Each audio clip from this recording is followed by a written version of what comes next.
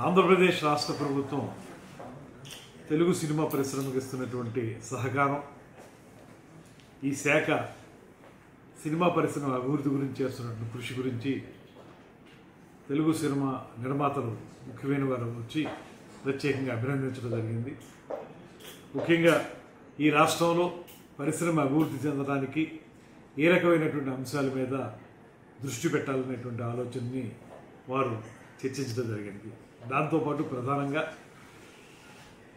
Cinema పరిశ్రమకు సంబంధించినటువంటి వివిధ అంశాల మీద 24 క్రాఫ్ట్స్కి సంబంధించినటువంటి అభివృద్ధి మీద ముఖ్యమంత్రి గారితో అదేవిధంగా ఉప ముఖ్యమంత్రి గారితో ఒక సమావేశం ఏర్పాటు చేయాల్సిందిగా వారు కోరడం జరిగింది.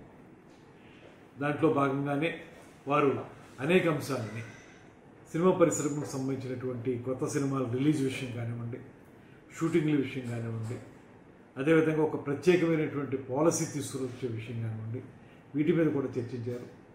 వారితో ఆ విషయాలు మాట్లాడినప్పుడు ఇవన్నీ కూడా మీరు సమగ్రంగా చర్చించి విస్తృతమైనటువంటి మీ వేదిక మీద వాటిని బాగా ఆలోచించి ఒక సమగ్రమైనటువంటి ఆలోచనతో ముందుకు రండి. వచ్చినప్పుడు సీఎం గారితో డిప్యూటీ సీఎం గారితో మీకు సమావేశం సెప్టెంబర్ మొదటి 2 వారాల్లో ఎప్పుడు అవకాశం కుదిరితే అప్పుడు ఏర్పాటు చేస్తామని చెప్పాం.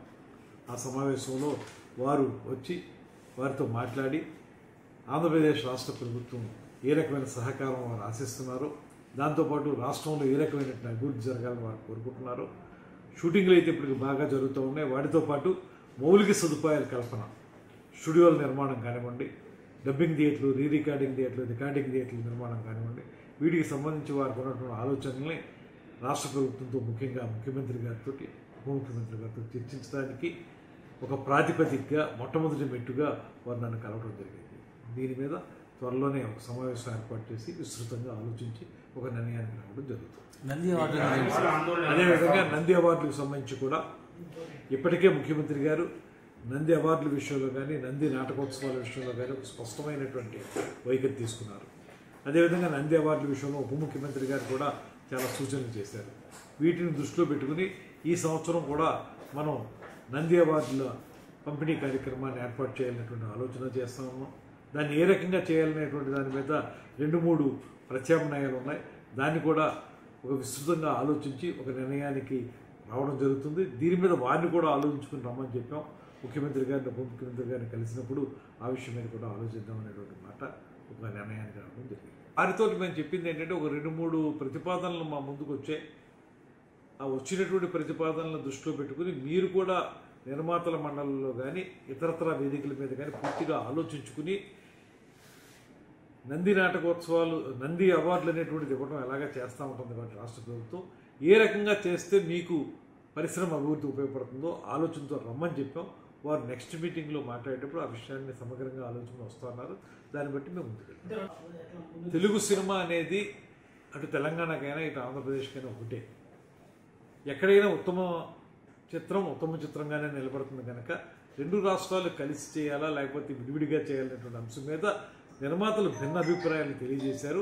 వాటన్నిటిని కూడా ముఖ్యమంత్రి గారు ఉప ముఖ్యమంత్రి గారి దృష్టికి తీసుకెళ్తా ఉన్నాం. వారి ఆలోచనలు తీసుకుని దాని ప్రకారం ముందుకెళ్ళడానికి ఒక ఆలోచన చేస్తాం. పాలసీలో ఈ బడ్జెట్ అనేటువంటిది ప్రధానంగా బడ్జెట్ చుట్టూనే ఇవాళ సినిమా అనేటువంటి తిరుగుతుంది. ఎందుకంటే పాన్ ఇండియా సినిమాలు అయిపోయినాయి, దానికి ఎక్కువ బడ్జెట్లు అవుతున్నాయి, ఓటీటీ వచ్చింది. వీటన్నిటి దృష్ట్యా సినిమాకి సంబంధించినటువంటి విధాన రూపకల్పన విషయంలో బడ్జెట్ని ప్రధానాంశంగా తీసుకుని ఏ సినిమాలకి ఏ రకమైనటువంటి సహకారాన్ని ప్రభుత్వం సైడ్ నుంచి ఇవ్వాలనేటువంటి మాట కూడా వారు ఒక అన్యాపదేశంగా మాట చెప్పడం జరిగింది. దాన్ని రాబోయే రోజుల్లో ఆలోచించి తొందరలోనే ఒక పాలసీ తీసుకురావాలని ప్రభుత్వం ఇప్పటికే నిర్ణయించింది. ఉప ముఖ్యమంత్రి గారు కూడా దాని మీద చాలా ఆలోచన చేస్తూ ఉన్నారు. అందరం కలిసి ఒక సమగ్రమైనటువంటి విధానం తీసుకురావడం ద్వారా పెద్ద సినిమా, చిన్న సినిమా అనేటువంటి మాట ఏదైతే ఉందో వాటన్నిటికీ సహకారం లభించే విధంగా చేయడానికి సిద్ధంగా గురించి ప్రస్తావన రాలేదు. చివరిని వెళుతూ వాళ్ళు చెప్పిన మాట ఏంటంటే ఒక 1-2 రోజుల్లో దీనికి పరిష్కారం లభిస్తుంది అనేటువంటి మాట వారు చెప్పారు.